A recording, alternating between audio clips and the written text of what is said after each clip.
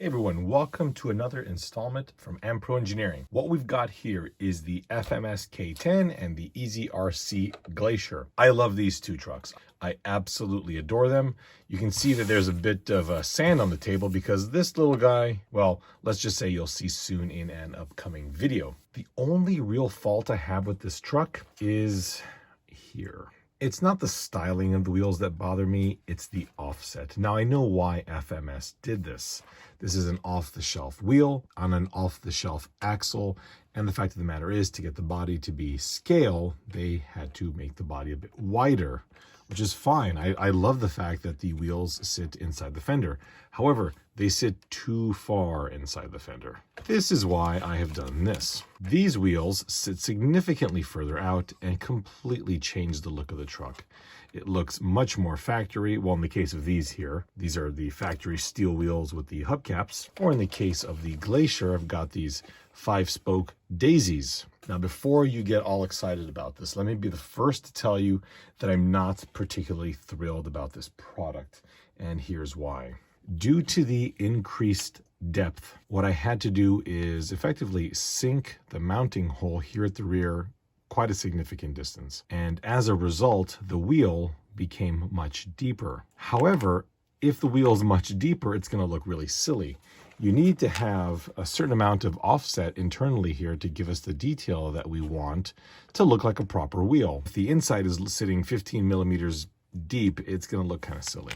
So what I had to do is, here we're going to see that the nut, which I believe is a 5mm nut, is sitting quite low in here. Basically, you print this tool here. There's our little nut driver right there. You drop it in here with the nut when it's installed, tighten this down until it stops. This is going to be a resin print, so don't get too crazy.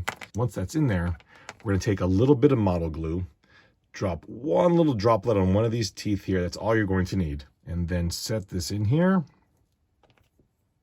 Turn this to the left. I think it's to the left. Yeah, there it goes.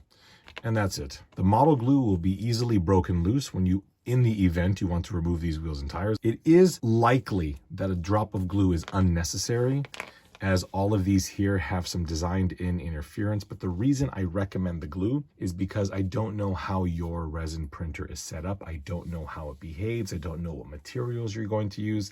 There's a lot of questions. The same functionality exists with these here as seen in these bare plastic resin prints. It's the same thing. We'll just turn this to the right to pull that out, and there we have it. You can see the details in here. We've got the little lug nuts, and the little hex drive at the top is effectively like a center cap. The nut is really, really deep in there, but dropping this in place, turning it to the left, will give us the overall look that we need. Another concern that I have about these is how they are assembled. On the actual plastic wheel, a self-tapping screw threads right into these 4 nuts and holds everything together. Because this uses the same bead lock technology, it has these same 4 nuts. Unfortunately, what I had to do is oversize them since the resin doesn't have near the properties that the ABS does.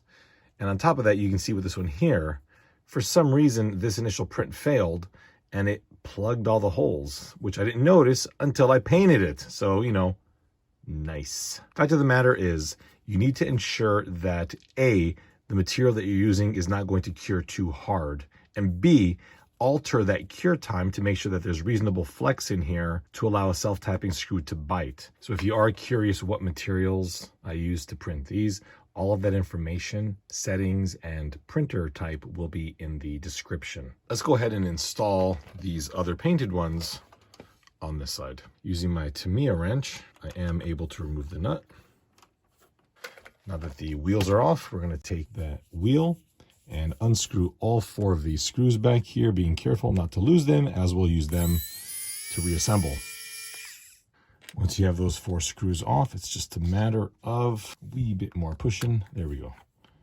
Okay, so that is out. And honestly, it's just a matter of taking the replacement one, lining up these screw holes right there, there, and there. See those 4 with the studs here at the rear, and dropping it in. You might need to sand down some of the edges where the support was, but there you go. So that is in. Since I've got all the wheels installed, we'll take the screw, put it back in there. Now, instead of just threading it straight on in, here's my plan. Get it started eventually and just do this back and forth. And what this is going to do is slowly cut down the threads into the plastic material and be done.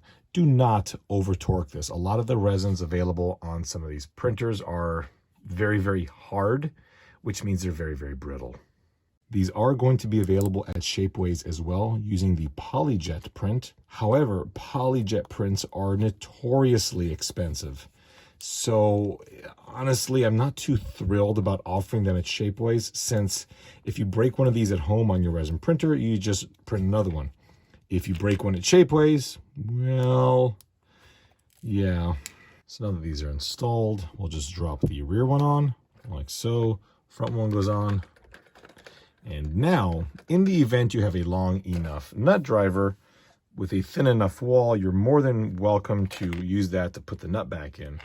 But I've found that the vast majority of people don't. Therefore, I just made this tool designed to work that. So we just put the nut right there. Drop it into the wheel. Oops, make it fall out. And turn it down until it stops. These are lock nuts, so you don't need to torque it down, really. Once it stops, it stops. Is that in? Can't tell. Yeah. Okay, that's in. Okay, nice and tight. We are almost done. As I mentioned earlier, you don't need to use the model glue to hold the center caps on, but I'm just going to use a tiny little drop right there. Okay, just a little drop there, little drop there. Grab the center cap. Use this other tool. Okay, take that, drop it in, turn it to the left, and we're done. I've had people complain about the little hex drive on the outside of the hubcap, saying that that's not how they actually are, without understanding that this is how you install and remove them. I had experimented with threaded hubcaps. They worked fine here, even though the alignment wasn't entirely critical. On these here, it was impossible to get them perfect each time. Secondly, depending on the types of resins used, I had them gum up. I had some support problems with them. I figured, you know what, this is not worth it. We'll just get these to work appropriately given the types of materials that we're going to use. The installation for these wheels is exactly the same. The only difference is how you would paint them. And also on some of these holes, they are through holes simply because I was able to do that, but not for all of them because of the wheel design. For these, you are going to have to paint the inside, the deep part in black. That will give us the depth that we need. And I already know that people are going to ask for different kinds of wheels.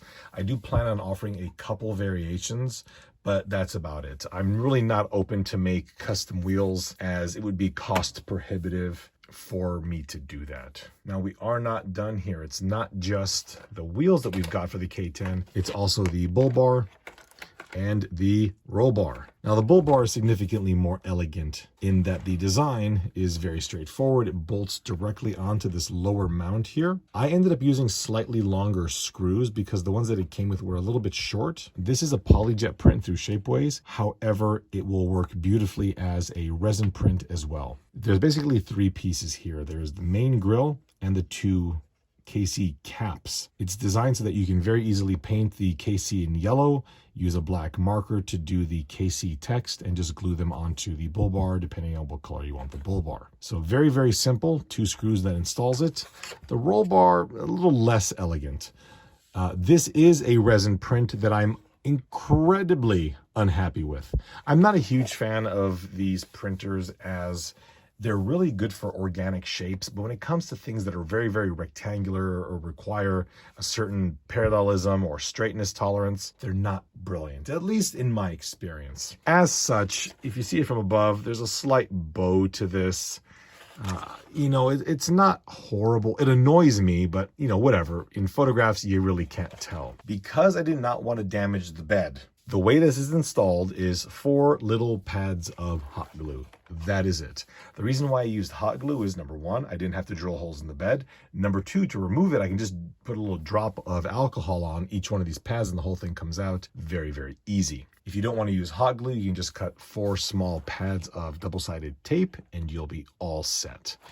Given these nice glossy paints over here that I use in the bed, it bonds very nicely. So my friends, I know that you've all been asking for these upgrades for quite some time. And again, I do apologize that it's taking me so long to get to this point, as I've teased these things for many months now, but it was all about working with some people, doing some beta testing to make sure that they weren't as finicky as I had worried they were. All links are in the description to my manufacturer as well as Shapeways for these products. Please subscribe. I know I really don't hound anybody about that, but my metrics show that 3% of people that watch my videos are subscribed. That's madness. Come on, guys. Just hit the little button. It doesn't hurt. Come on, I subscribe to tons of stuff too. And I don't want to make this a constant habit where I hound people on subscribing. I hate that crap. Thank you all so much for watching. I hope you like these sweet wheels. I know I really do. If you have any questions about either of these cars, I cover both of them quite in depth on my channel in some earlier videos. Thank you all so much for watching, and please stay tuned for more content just like this.